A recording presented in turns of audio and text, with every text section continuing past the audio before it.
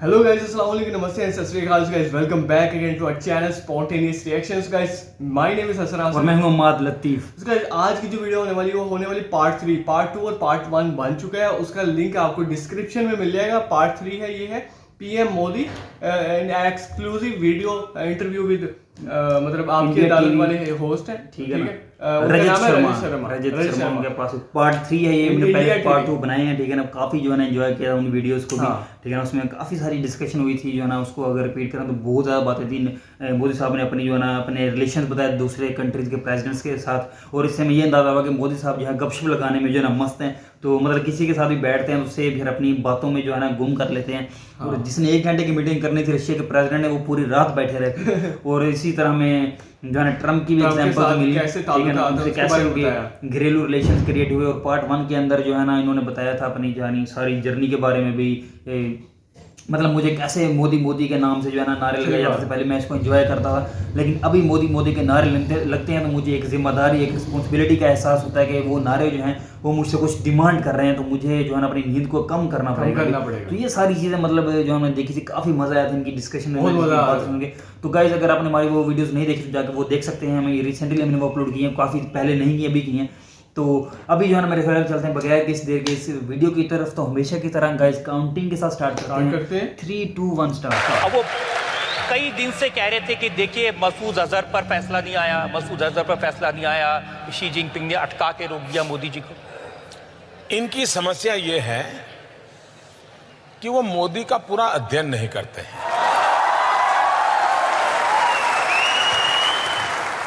वो अगर अध्ययन करते तो शायद 50-60% तो समझ सकते थे कि अब मोदी इस रास्ते से जा रहा है तो उधर जाएगा। लेकिन ये मेहनत नहीं करते, अब ये उनका प्रॉब्लम है। दूसरा, उनको जो बाहर के लोग दाना पानी डालते हैं उसी को उसमें से वो चीज बनाने की कोशिश करते हैं। अब देखिए वो कह रहे हैं कि मसूद अजहर को इलेक्शन के टाइम पे उनको डेजिग्नेट कर दिया टेररिस्ट। तो इनका प्रॉब्लम क्या है जी, पुलवामा हुआ और एकदम चालू पड़ गए, मोदी क्या कर रहा है, मोदी क्या कर रहा है, मोदी क्या कर रहा है। 40 लोग मारे गए, आपने देखा होगा सुबह शाम मोदी क्या कर रहा है, मोदी क्या कर रहा है। अब किया तो किया क्यों।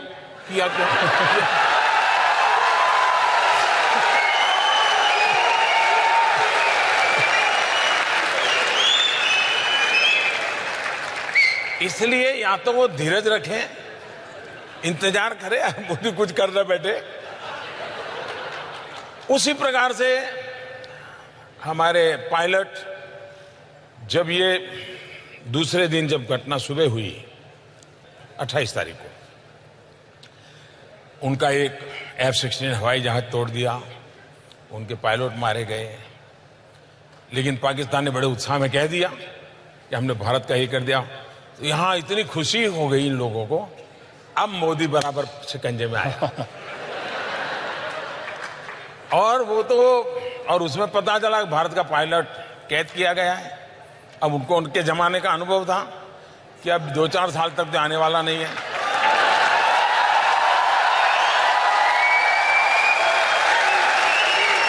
और इसलिए उनको लगा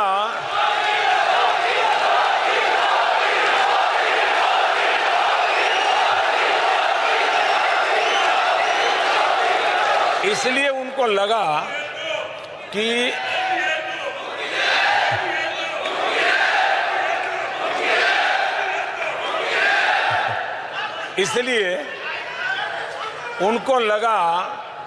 कि पायलट वाला मामला ऐसा है कि मोदी का बालाकोट और 1000 किलो का बम ये सब मिट्टी में मिल जाएगा। और कहते हैं कि शाम को कैंडल मार्च के कार्यक्रम भी तय हो चुके थे, पूरे देश में सूचनाएं जा चुकी थी, और अब मोदी बच नहीं सकता है। अब शाम को 4 बजते मामला बदल गया, उनकी बाजी उलट गई। अब ये मैं हैरान हूं जी, जो देश की सरकारों का एनालिसिस करने की जो पिछले 25-30 साल से जिन लोगों को आदत है ना, वो आज भी उसी पैरामीटर, उसी तौर तरीके से मेरी सरकार का भी एनालिसिस करते हैं, और इसलिए इनके सारे हिसाब किताब गलत निकलते हैं। अब ये बता दीजिए कि ये हमारे विंग कमांडर अभिनंदन को आपने छुड़वाया कैसे?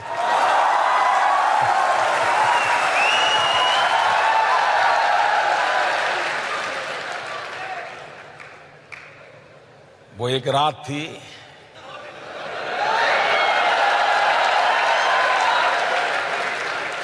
जिस रात में कहीं राज थे,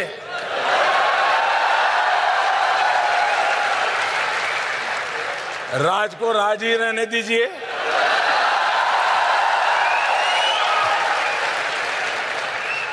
एक अमेरिकन ने रिपोर्ट किया कि आपने 12 मिसाइल लगा दिए थे पाकिस्तान के सामने।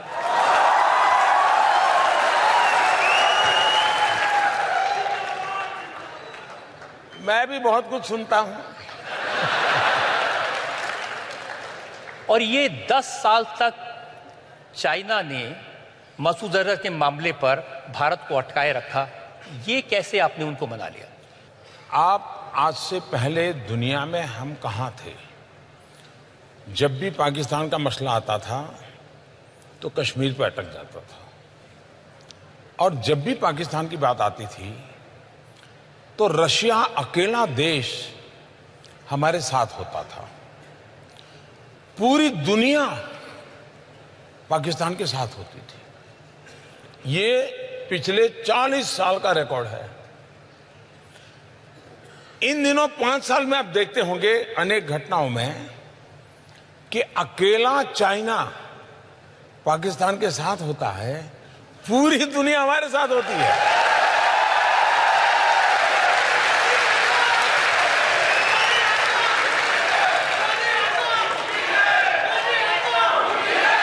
ये बहुत बड़ा बदलाव है, बहुत बड़ा बदलाव है।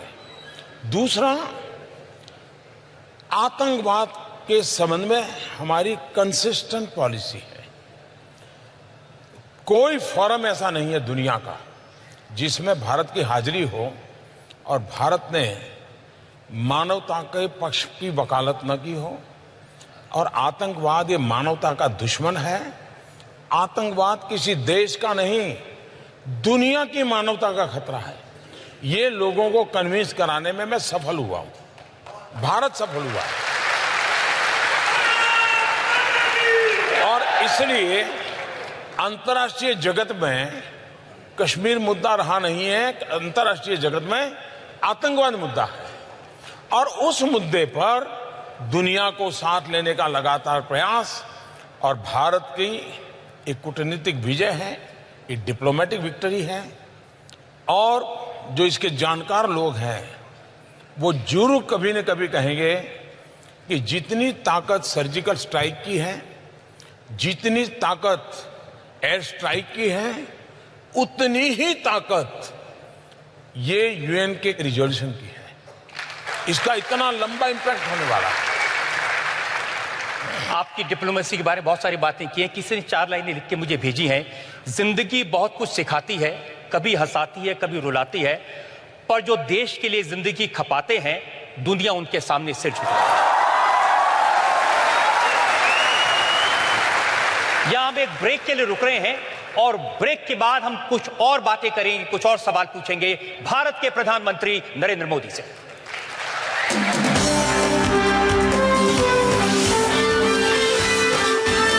इंडिया टीवी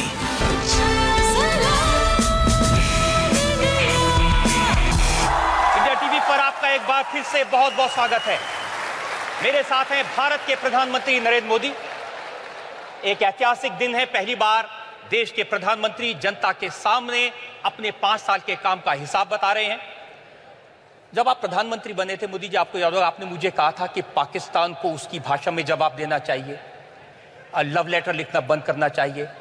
आप प्रधानमंत्री बने, आपने नवाज शरीफ को इनवाइट कर लिया, और फिर उनके यहाँ आप बर्थडे मनाने, केक काटने भी चले गए।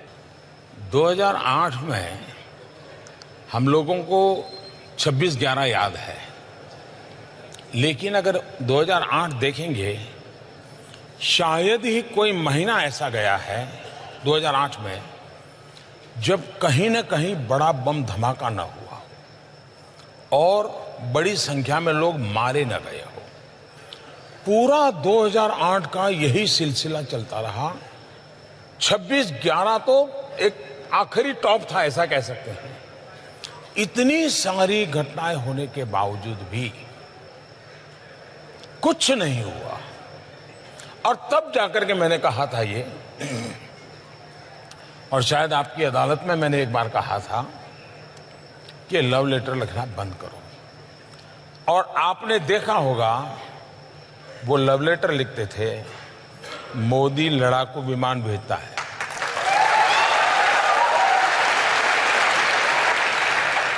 आपको लगता है कि नवाज शरीफ के यहां जाना एक गलती थी, क्योंकि बाद में उन्होंने यहां आतंकवादी हमले करवाए? जब वो शपथ समारोह में आए थे तो जो मैंने आपको रशिया की बात बताई थी, उसी दिन मैं अफगानिस्तान दूसरे दिन गया था। मेरा अफगानिस्तान में कार्यक्रम था और शाम को मुझे हिंदुस्तान लौटना था, क्योंकि अटल जी का 25 दिसंबर जन्मदिन था। तो मैंने जन्मदिन की बधाई के लिए नवाज शरीफ को फ़ोन किया था काबुल से। तो मैंने कहा, मियाँ साहब कहाँ हो? तो उन्होंने कहा, मैं लाहौर हूँ। मैंने कहा, यार कमाल हो, तुम रावलपिंडी रहते नहीं हो, लाहौर रहते हो। तो उन्होंने कहा कि मेरी भांजी की शादी है, इसलिए मैं लाहौर आया हूँ और परिवार के सब लोग यहाँ पर हैं। तो उन्होंने ऐसे पूछा, आप कहाँ? मैंने कहा, मैं काबुल हूँ और हिंदुस्तान जा रहा हूँ। तो बोले, आप यहाँ होकर के जाइए। मैंने कहा, भाई अब अचानक तो कैसे बनाऊँगा? नहीं, बोले आप जाते ही बोले हम 10 मिनट के लिए मिल लेंगे, आप आइए। तो मैंने हमारे विदेश मंत्री सुषमा जी को फ़ोन किया काबुल से। मैंने उनसे कहा कि भाई मैं तो धर्म संकट में फंसा हूँ। मैंने इनको बधाई के लिए फ़ोन किया और उनका बड़ा आग्रह है और मेरा मन करता है कि जाएं तो अच्छा रहेगा, आपका क्या मत है? बोले, मुझे अच्छा लगता है कि आप ही तय करो। बाद में मैंने हमारे NSA को, SPG को, सबको बुलाया तो सब परेशान थे कि साहब हमारे पास न वीज़ा है, न सिक्योरिटी अरेंजमेंट है, न वहाँ कोई अता पता है, सीधे जाके लैंड करें। मैंने कहा, चलो यार देखा जाएगा।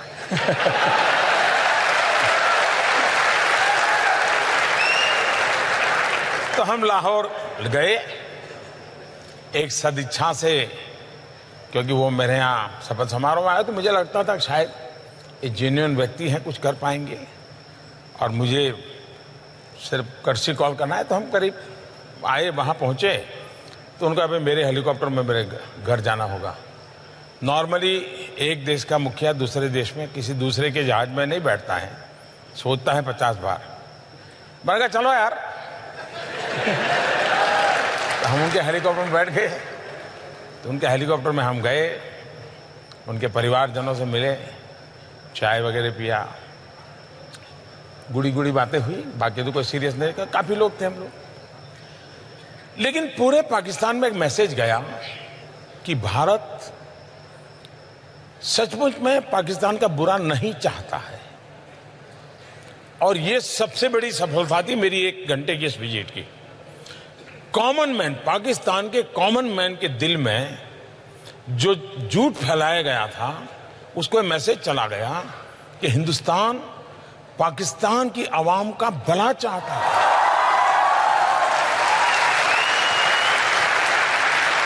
हम वापिस आए, लेकिन एक ही हफ्ते में पठानकोट हो गया। अब ये जो लोग एनालिसिस करते हैं उनको एनालिसिस करना चाहिए। अगर मेरी तरफ से ये 2 जेस्चर न हुए होते, एक शपथ समारोह में बुलाना, दूसरा काबुल से आते समय कुछ समय रुक करके लाहौर में मिलना, इन 2 का इतना पॉजिटिव एनवायरनमेंट था कि विश्व को पठानकोट, उरी के बाद की घटनाएं या पुलवामा, ये समझाने में मुझे मेहनत ही नहीं पड़ रही है। लोग की दुनिया मान गई कि मोदी सच है। देखिए, उसने कोशिश की थी, ये गड़बड़ पाकिस्तान की है। तो ये 2 घटनाएं ने हिंदुस्तान को आने वाले कई वर्षों तक लाभ होने वाला है। ये जिनको समझ नहीं है वो झूले पर क्यों बैठे और चाय पीने क्यों चले गए, कुछ लोग तो बिरयानी बीच में ले आए हैं। हाँ। तो ये लोगों को कुछ समझ ही नहीं है जी।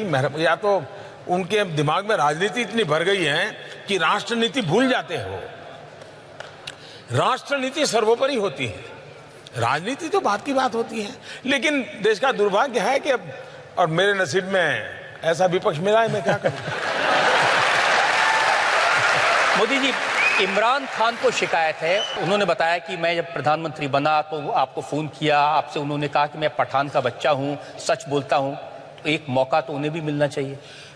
इमरान खान से मैं पहले भी मिला हूं, विस्तार से मेरी बातचीत भी हुई है। जब वो प्रधानमंत्री यानी उनकी पार्टी के सबसे बड़े नेता चुन करके आए तो मैंने टेलीफोन भी किया था देश के एक मुखिया के नाते, और तब भी मैंने उनसे कहा था, देखिए इतना बार हमने लड़ाइयां लड़ ली, हर बार आपकी पिटाई हुई।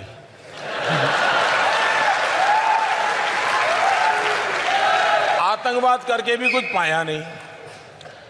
ये जितना हमने बर्बादी 40 साल में की है, अगर हम 5 साल मैं मेरे देश में गरीबी के खिलाफ लड़ूं, आप अपने देश में गरीबी के खिलाफ लड़िए, हम दोनों गरीबी के खिलाफ लड़ें, हम अपने अवाम का भला करेंगे। तो उन्होंने मुझे कहा कि देखो मोदी जी, मैं पठान का बच्चा, मैं सच बोलता हूं, और इसलिए मैं आपको कहता हूं कि आइए हम नई शुरुआत करें। ये बात हुई थी। पाकिस्तान में समस्या ये मैं अनुभव से, मेरा अकेले का अनुभव नहीं है, दुनिया के देशों का अनुभव है। मैंने दुनिया के कई देश के महापुरुषों से बात की है, गल्फ कंट्रीज के, अरब राष्ट्रों के सभी नेताओं से मैंने बात की है, मैंने अमेरिका, चाइना, रशिया, उन सब से भी बात की है। एक बात ज्यादातर उभर करके आती है कि भाई आज़ाद करोगे तो किससे करोगे? आर्मी से करोगे, आईएसआई से करोगे, कि इलेक्टेड बॉडी से करोगे? बोले पता ही नहीं चलता वो देश कौन चलाता है। तो ये सबसे बड़ी समस्या है, पहले वो अपनी ये समस्या सुलझा दें। आपने समस्या सुलझा दी, घर में घुस के मारा। आखिरकार जब उनको हमने सबूत दिए, बार बार दिए, और जब घटना घटती है तो इतनी प्यार से, इतनी मीठी बात करते हैं जी, आप भी सोच लेंगे यार नहीं पाकिस्तान सुधर गया है। पुलवामा के बाद मैं उनकी बहुत मीठी मीठी बातें मानने को तैयार नहीं था। मैंने कहा भाई आपकी बहुत बातें सुन चुका हूं, आप करते ही नहीं कुछ। हमारे यहाँ इतने लोगों को मार दिया, आपको हमने सबूत दे दिए, हमने एविडेंस दे दिए, उनकी टेलीफोन दे दिए, सब दे दिया, लेकिन आप कहते हैं हम जांच कर रहे हैं, और 10-10 साल हो गए। तो अगर ठीक है, अब हमारी सेना को जितना आता है वो करते रहेंगे। ओके गाइस, जो थर्ड पार्ट यहाँ पे होता है एंड, ठीक है ना, तो काफ़ी जो है ना इंटरेस्टिंग और जो है ना अंदर से मतलब उन्हें बातें हमें सुनने को मिली जो मोदी जी ने अंदर अपने छुपाई हुई थी, जो लोगों के साथ भी शेयर कर रहे हैं पर्सनल बातें अपनी बहुत ज़्यादा।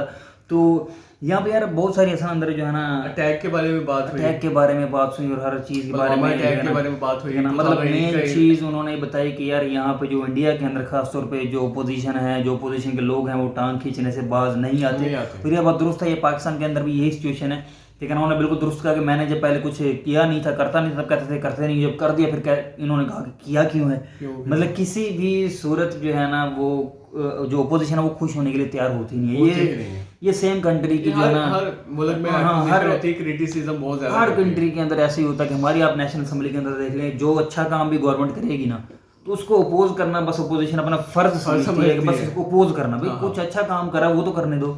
ये अपोजिशन का मतलब काम होता है कि बस टांग जो है ना अंदर डालनी है अपनी, लाजमी, ठीक है, जो मर्जी हो जाए।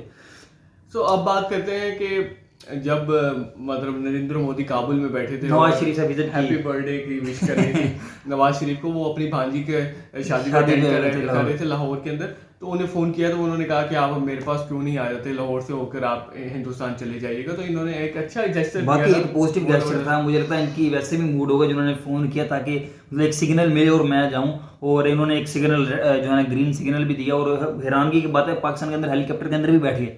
ये बहुत खतरनाक काम होता है किसी भी कंट्री के अंदर, ठीक है ना, जाके किसी के हेलीकॉप्टर में बैठ जाना, क्योंकि आप समझ सकते हैं वो मतलब वो किसी भी तरह क्रैश हो सकता है, और बाद में जो है ना दुनिया के सामने मतलब आप न्यूट्रल होके कह सकते हैं, मतलब बेकसूर होके, भाई ये तो एक एक्सीडेंट था, हमने कुछ भी नहीं किया, ये तो क्रैश हो गया तो ये हो गया, तो ये मतलब बहुत एक रिस्क होता है किसी भी दूसरे कंट्री के प्रेसिडेंट के लिए, किसी भी कंट्री के अंदर आके इस तरह अकेले हाई ऑफिशियल्स के बगैर जो है ना सफर करना ये आसान काम नहीं होता। और मजे की बात, इस चीज पे भी ओपोजिशन ने अपना है वही किरदार अदा किया। इंडिया के अंदर अपोजिशन ने कहा कि यार मोदी जी कहाँ पे चले गए, झूले ले रहे हैं पाकिस्तान के साथ। पाकिस्तान के अंदर भी सेम काम अपोजिशन ने गाइस किया था। मैं आपको बता दूं पाकिस्तान के अंदर भी यही वाइब फैली थी कि ये देखें ये इंडिया के साथ जो है ना ये ताल्लुकात इस तरह करने शुरू हो गए, तो अपने घर पे बुला लिया। ये मोदी जी इनको एक मतलब एक ड्रेस जो है ना शायद गिफ्ट देके गए थे, सारी टाइप ना, नवाज शरीफ की शायद भांजी को गिफ्ट के तौर पर ना, क्योंकि उनकी शादी थी। तो ये बात यहाँ पे फैल गई, ये देखें जी इंडिया हमारे साथ दुश्मनियां कर रहा है और यहाँ पे नवाज शरीफ जो है अपने कारोबार की खातिर जो है, यहाँ पे कॉमन ये भी बात काफ़ी फेमस है कि नवाज शरीफ के इंडिया के अंदर बहुत ज़्यादा कारोबार हैं किसी के नाम पे। अब पता नहीं ये सच है या नहीं, तो ये बात उस वक्त चली कि नवाज शरीफ सिर्फ अपने कारोबार की खातिर अपने ताल्लुकात जो है ना शुरू कर रहे हैं मोदी के साथ, इस तरह ये वो मतलब जो अपोजिशन का काम होता है वो चला, उन्होंने किया वो चला, सेम इंडिया के अंदर भी चला। तो ये मतलब नज़र आया कि जो भी गवर्नमेंट इस तरह का काम शुरू करे, जो भी अपोजिशन का काम है अंदर टांग डालनी। तो ये बात भी दुरुस्त इन्होंने की मोदी साहब ने कि वाकई इनको भी समझ नहीं आता कि पाकिस्तान में असल में गवर्नमेंट चलाक है, ठीक है। ये बात दुरुस्त इन्होंने की कि भाई बात करेंगे इससे, क्योंकि बाहर से भी जो आते हैं ना हसन, अमेरिका से या कहीं से भी, तो वो भी मेरे ख्याल में हर बंदे से मिलना फ़र्ज समझते हैं। इमरान खान से भी, आर्मी चीफ से भी, ISI चीफ से भी, भाई कोई तो बात सुनेगा जो भी मतलब इनमें जो है ना लीड कर रहे हैं। हाँ, उसी के साथ उन्होंने कहा कि जब मैंने फ़ोन किया इमरान खान को उनको बधाई देने के लिए कि वो प्राइम मिनिस्टर बन गए हैं, तो उन्होंने कहा मैं पठान का बच्चा हूँ, मैं सच बोलता हूँ, आप एक नई शुरुआत करते हैं। तो फिर उसके बाद लेकिन कर नहीं पाए क्योंकि मैं समझता हूँ कि जाहिर बात है इमरान खान ने अपनी तरफ से पूरी कोशिश की होगी। मैं जहाँ तक से मतलब अभी तक जो मैंने जज किया ना 3 साल से ऊपर ऑब्जर्व नहीं किया, तो वो जो बात करता है उसे करने की कोशिश मतलब पूरी करता है, ये इसमें नो डाउट कि मतलब वो अपने अंदर से जो ना एक रियल पर्सन के तौर पर आपसे जो बात करता है उसको पूरी करने की कोशिश करता है। पाकिस्तानी में लोगों की बात कर रहा हूँ, उनसे जो उन्होंने बातें की वो अलग बात है। बहुत ज़्यादा इश्यूज इस वक्त चल रहे हैं पाकिस्तान के, बहुत ज़्यादा ब्लंडर्स भी इमरान खान मार देते हैं, ब्लंडर्स भी बहुत ज़्यादा मारे हैं इमरान खान ने आज तक, मतलब कोई यू टर्न हो, मतलब बहुत ज़्यादा, मतलब फॉरेन की एक बार टीम आई तो पता नहीं क्या स्टेटमेंट दे दी फिजूल से। तो मतलब इस तरह की बहुत ज़्यादा इसकी स्टेटमेंट आती रहती हैं, लोग बहुत जो है ना ऑब्जेक्शन भी लगाते हैं इन पे। लेकिन वैसे पाकिस्तान की अगर हवाले से देखते हैं इन्होंने काफ़ी कोशिश की है, ये मानना होगा। तो मुझे लगता है कि ये कोशिश शायद इन्होंने की होगी इंडिया से रिलेशन अच्छे रखने की, लेकिन कुछ ऐसी जो है ना अटैक्स वगैरह मतलब अटैकर्स जो हैं, ये कुछ इस तरह की जो यहाँ पे इश्यूज हैं, कुछ ठीक है तंजीमें हैं जो ये ताल्लुकात अच्छे नहीं चाहती, उन्होंने अपना रोल प्ले किया अंदर और रिजल्ट आपके सामने। उसका ये था पार्ट 3। अभी पार्ट 3 हमने देखा, बहुत अच्छा लगा। आप लोगों को कैसा लगा? आप तो देख चुके होंगे, बट दोबारा देख लिया तो उसको हमारे साथ देख लिया तो आपने भी एंजॉय किया होगा। तो इन्फॉर्मेशन है इसके रिलेटेड तो दीजिएगा, इसके मतलब हम लोगों के रिलेटेड। और ये जो जेस्चर हुआ था मोदी टू नवाज शरीफ के हवाले से, तो जरूर हमें अच्छा लगेगा, जो लाइक एंड सब्सक्राइब जरूर करिएगा और बेल आइकन को प्रेस कर दीजिएगा। मुझे हसन आजरा माल लतीफ दें इजाजत, टेक केयर, खुदा हाफिज़।